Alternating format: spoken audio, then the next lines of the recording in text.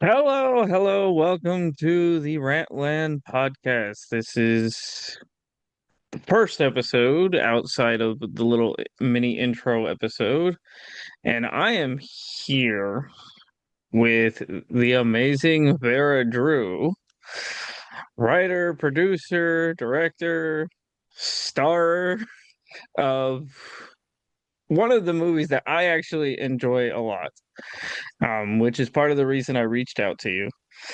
Um, the People's Joker.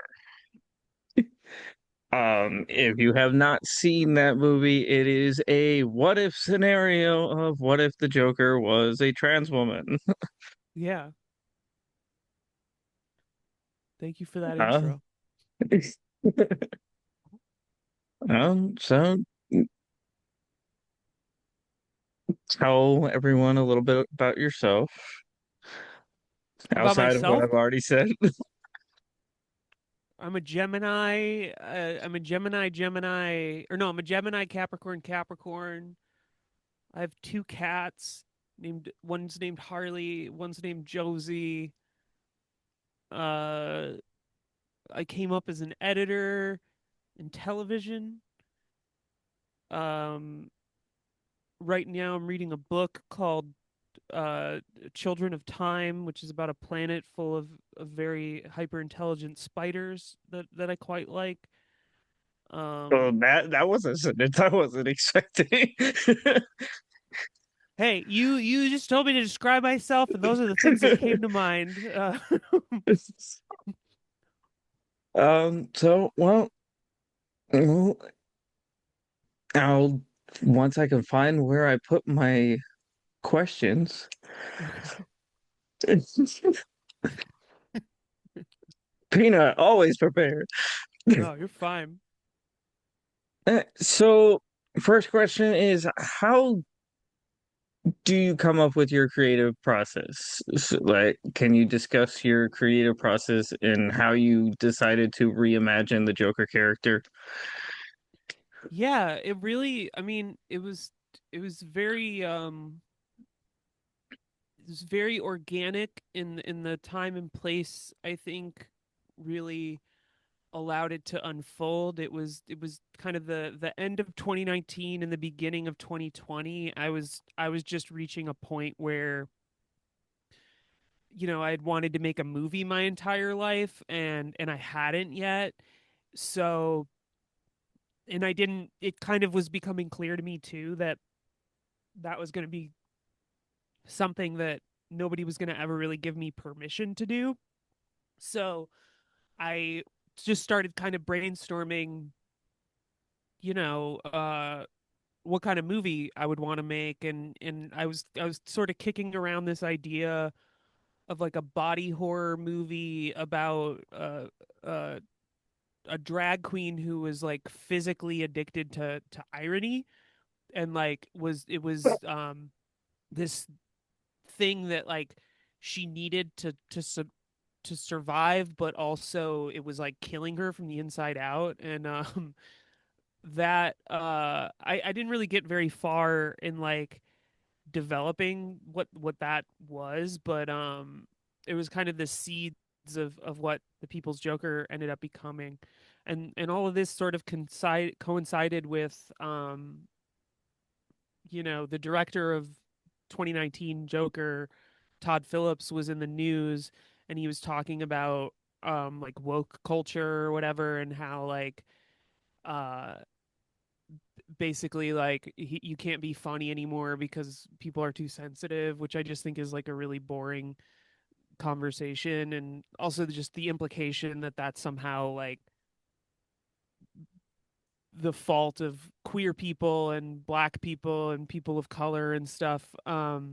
I think it was a frustrating thing to see, also just because I really liked his movie. I mean, I was a fan of Joker 2019 and was very inspired by it, like in a lot of ways. Like I think it resonated with me as like a trans woman, just kind of seeing this comic book movie that was sort of about a character who didn't have really good access to healthcare, and his like family system was failing him. Like those were just kind of things that resonated with me. and I was sort of like I was also just like a lifelong comic book fan. I definitely know the feels on that one. So yeah, no, I think everybody I think like everybody kind of can. I mean, I think that's why that movie did so well is like it was this perfect nexus point of just like where we were at like as a country, but like that movie resonated with me specific to like my experience as a trans person and also just as like somebody who's dealt with mental illness in the past. And so yeah, like I think the combination of like that original idea that I had for that like body horror movie and then seeing that comment, um you know, my co-writer of the People's Joker, Brie LaRose, and I were like joking around on Twitter one day and said we basically said like we should just re-edit Todd Phillips' Joker, or she commissioned me to re-edit it. She sent me $2, and I had never gotten an artistic commission before. So I started actually like re-editing the movie, and then kind of quickly realized like, oh, I actually just like want to make this a real film, and there's a lot here that sort of I feel like I could talk about my personal experience with these characters and hopefully do it in a way that, you know, is within the bounds of like a parody film. And speaking of parodies, um, as I was writing the script for my review, which will hopefully go up soon, um, I noticed there was a lot of cameos and a lot of parody jokes that are sprinkled through. I think I counted like 15 parodies that I personally caught. Uh-huh. Um, Especially like the nod to the Naked Gun police car, um, or the cameo from Mike Knox himself. So which was your favorite parody or cameo that you put in the film? Well, you're the first person that I've ever heard comment on the Naked Gun reference, which is so congratulations. You Woo! I win. did something. Yeah, you win nothing. You win absolutely nothing. I have nothing to give, but but you are the first to notice that. Um yeah, I mean I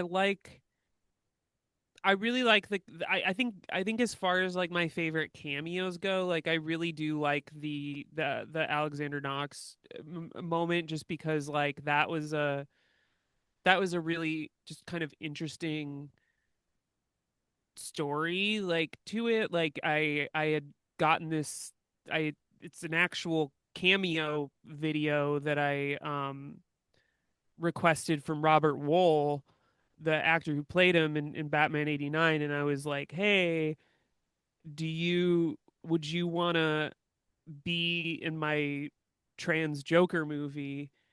And then he sent me a cameo that was like, I can't do that because of legal reasons. And which was disappointing because I paid for a cameo, but it was also like he sent this like really positive message where he was like, I still think you should go do this. Like, you know, he basically said like, you go girl.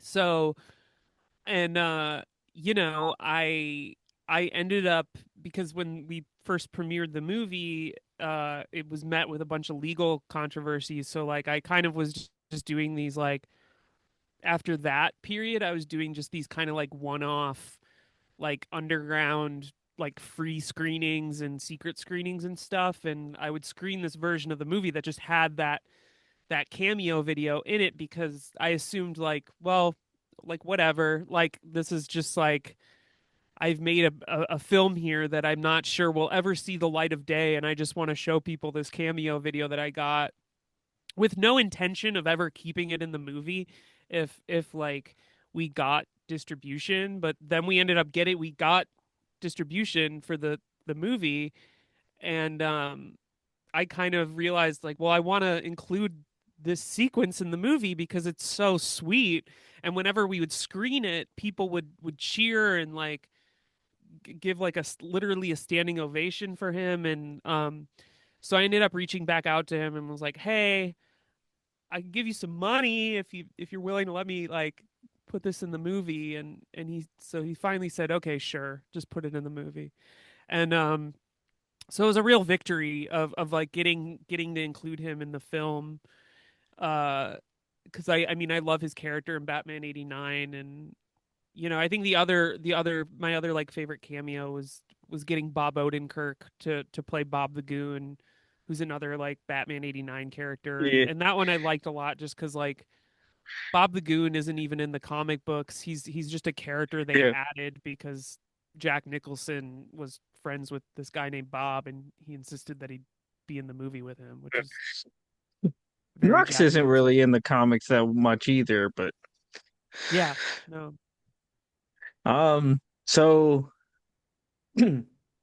as you were saying with mental health and you know us with in our community with the societal pressures, sure. um, how did you choose to approach, the topics and things that you did approach, and what message did you want the audience to take from the film?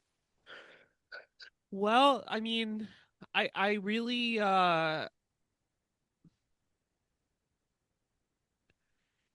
it was that year 2020 was just it was the year. I don't know. I think it was the year that I got kind of radicalized in a lot of ways. Like I just kind of realized, and I think that was the case for a lot of people. Like between what was going on with COVID and Trump, it was Trump's first term, and the Black Lives Matter movement like was really kind of getting a lot more visibility, and police brutality was at an all-time high. People were protesting a lot. Like it was just this kind of like moment where we were really seeing like society collapsing. And I think I really wanted to talk about that, and in kind of not a general way, but in a way that was like that kind of mythologized the moment, I guess. Like I mean I really kind of the approach to making the movie was always like treating DC Comics like mythology, and in this kind of classical coming of age mythological way. And um I mean, so there was a big, I think like laundry list of things that we were trying to talk about, but also like the only way we could do that is if we really leaned into the genres that were there, like the fact that it was like a comedy movie and that it was a parody film and a superhero movie. Like it couldn't just be because otherwise it would have been preachy. Uh so like kind of really leaning into the tropes of a comic book movie and a coming of age film, and I think talking about the trans experience too in this way that it had never really been talked about before. Like I had never seen a trans genre movie before I mean, I wasn't really aware of like trans film until I was, putting the movie out and meeting other trans filmmakers and watching, other things. And that's one of the big thing that I've always noticed, yeah, because I do a lot of superhero movie reviews. That's the whole thing about my channel. And in the it'll be now 13 years for 2026 that I've been doing reviews. Yours is actually the first trans-related superhero film I could find. Yeah. So, Cool. um, Well, not cool, but I mean, cool for yeah, me, but yeah. shitty for So, the rest of reality. yeah, um, and so it's just I have noticed that especially in the superhero genre, our community does not get a lot of representation, Yeah. which is also why I'm actually in the process of writing my own novel. Oh, cool. Um, um, Basically, trans girl gets superpowers and ends up fighting the four horsemen of the apocalypse. Love it. That's great. So, but that's for another day. But yeah, I mean Uh, that was kind of the thing. I mean, like I think ultimately like there wasn't there wasn't a movie like this, so I just and when the idea came, it was like, well, I need to make a movie like this, and But it's just you were like, someone's got to do it, so fuck it. yeah. And like I think like it was all the material was kind of already there because superheroes and superhero movies and comics and stuff like there's a lot of queer themes in them that are usually just like subtext And and swept under the rug. yeah, yeah. So it's just a matter of like making that subtext context and making it more direct, I guess. Like, the potential of Spider-Gwen. Yeah, exactly. So, next question, where did my list go? My internet decided to reload. That's fine. Um, My cat is doing something she's not supposed to be doing, so I'm going to take care of that while you find it.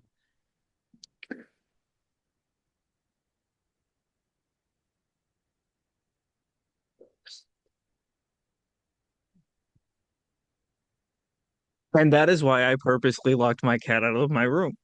Yeah, they if I do that, then they whine, so it's more disruptive, but yeah, you pick your battles.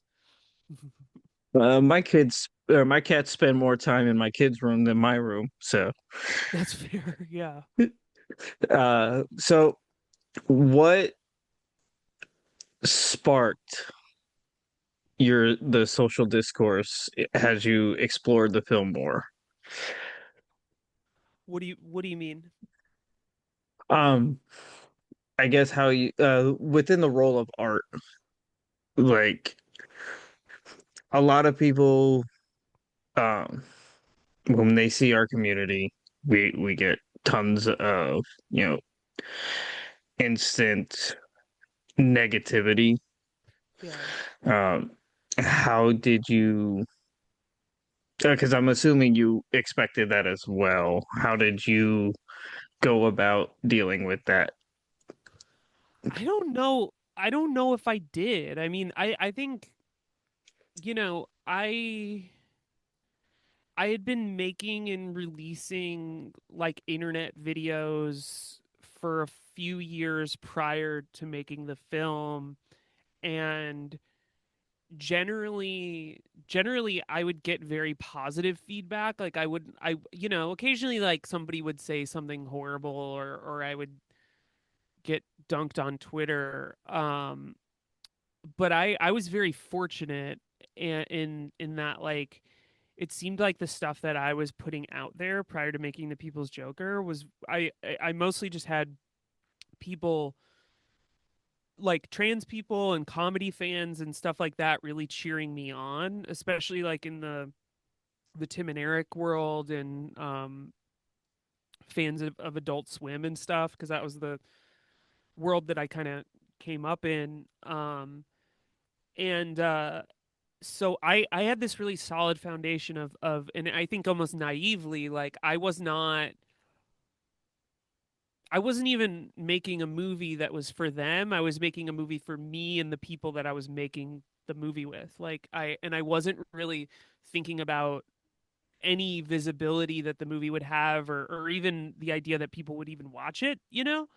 Um so I I basically pretended like the rest of the world didn't exist, and then made the movie and then put it out there, which is kind of I think the way to make art, especially when you're trans and or queer, is just like you know make something like nobody's watching, and be honest, and not really focus on the haters. And then when the movie came out, um yeah, I was not prepared for the amount of visibility that I would get, and that the film would get, and that like my family and stuff would have, and so I really kind of just learned how to deal with it as we went along, uh and sometimes didn't really come off well, like I think one time, like I got dragged on Twitter for like 48 hours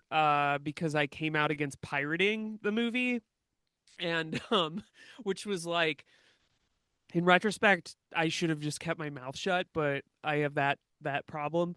I think like that was a perfect example of just like uh if I think when we make stuff as trans people, like it's important to like not really look at the comment section and kind of just focus on the people that are cheering you on, or just focus on like the process of the thing you're making is kind of what I tried to do, and what I try to do now with other stuff I make. So, and I do have that problem, especially on my own videos. I tend to look at the comments a little bit too much. It's difficult not to when Yeah, you're yeah, when you're, a YouTuber and you get that message. Oh, a comment. Oh, great. Someone yeah, else talking about the fact I don't have a front tooth. Woo! yeah. It's I get it. It's hard. And like I mean I still, because yeah, I see everything everybody says about me, and it doesn't get any easier. Yeah. So I assume that DC wasn't a big fan of this. I No, know there no, was. absolutely not. They threatened to sue me, and they never did bring me to court or actually put the movie into litigation, but yeah, they didn't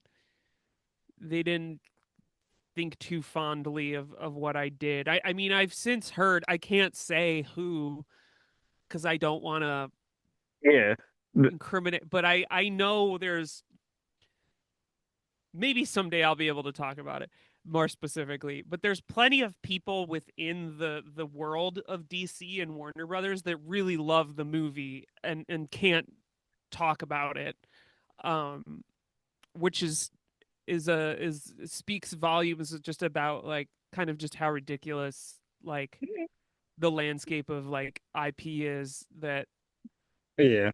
somebody who's like in a position of power at this company and gets to play with these characters in like an official capacity can't go on the record and say like, oh, I like that trans Joker movie. um but yeah, and you can all guess who that is. We won't say names. Yeah. Um, do you have any advice for people in our community within, you know, pursuing the same type of industry, like filmmaking and, editing, stuff like that? Yeah, I mean, well, it's hard. It's really hard. Like I mean, it's not an easy thing to do. So if you're trans and you're in that world and you're pursuing those things and it feels like you're swimming upstream and it's really challenging, I'm here to say that I'm here to validate that and say, yeah, it is. It really is. And the only thing that's worked for me is like not waiting for a green light and not waiting for permission from people to make the kind of things I want to make. So I mean that would be my advice to trans people, but also just like any filmmaker. I think like you can't, it's really a process of like looking to your left and looking to your right and seeing who do you already have in your corner that's like willing to help you make this thing you're trying to make, and just doing it, and then and enjoying the process while you do it. And that's something that I say with the experience of making the movie I made, but also in in what I'm working on now, like in the films that I'm trying to make now. um it's the same thing, it's you never really get this like, at least in America, um you never really get this like golden ticket where it's like suddenly you can make any kind of art you're trying to make with unlimited resources and unlimited power. Um, so it's really it's about not focusing on the obstacles and really just enjoying the process and you know sticking with the people that get what you're trying to make and screw everybody else. Yeah. You mentioned stuff that you're working on now. Are you allowed to elaborate on that more, or I can't get into any real specifics. I'm working on a horror movie. I think that's going to be what my next film is. Um and that's kind of I all I will can say right definitely now. have to buy that because Yeah. I'm also a big fan of horror stuff. If you ever come to Virginia to visit, um, check out Frightmare. Shameless plug of my job. But Frightmare it's a horror attraction. We are rated number one in the state on Okay. the scariest attraction in the state. And I basically get paid to scare the shit out of people. That's awesome. Yeah, I'll check that out if I'm ever there. Uh, and the last joke question is do you have a role for me in any of your future projects?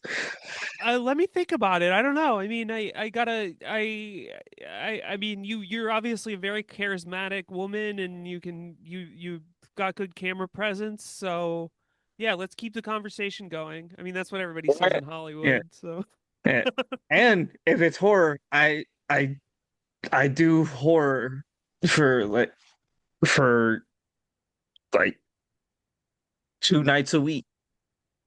So hey, yeah, so I know the presence needed to scare the shit out of somebody. that's good. Yeah, no, that'd be helpful. Well, I do want to thank you for doing this. Like I said, I was not expecting anybody to respond and actually say yes. It was just one of those. Let's see if I get a response. If I don't, it's not a big deal type of shot in the dark. Hey, But I thank you for really, asking. but I really do appreciate you taking the time out of your busy ass schedule to help with it. My Just doing this video with me. My pleasure. Thanks for asking and yeah, I mean, I love attention, so it's always worth asking me to for an interview. So, do you have anything else you want to add or say, or Well, if you haven't seen The People's Joker, you can watch it. We have it on physical media. It's available on Blu-ray, VHS, and DVD, and you can go to I do want a VH thepeoplesjoker.com. I do want a VHS copy of it because I have a I'm a collector of superhero stuff and I have a lot of VHSs. I have the original Ninja Turtles VHS and it's unopened.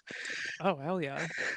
So Well, um, yeah, this is it's a great VHS copy of the movie. It really I panned and scanned it myself, and there's it's a good version of the film, I would say. And also the movie's available on Mubi, which I believe has a 7-day trial if people want to sign up for that. There's other great titles on there. And it's also coming to Tubi in January, I believe. So if you've ever wanted to watch The People's Joker with ads, there you go. yeah, but and for those who are watching this on the channel, I do have a superhero critic episode of this movie coming out soon. It's more than likely going to be the first review for 2026. Awesome. It's and of course I'll send you the link to it once it's up. No, but other than that, I want to say thank you to listeners and watchers out there. And go check out Vera's movie. And thank you for listening. And I'm ranting again like I normally do. You're And perfect. And thank you for watching. And always remember to keep on ranting. Hell yeah. Keep on ranting. Thanks, Rebecca. Thanks for having me.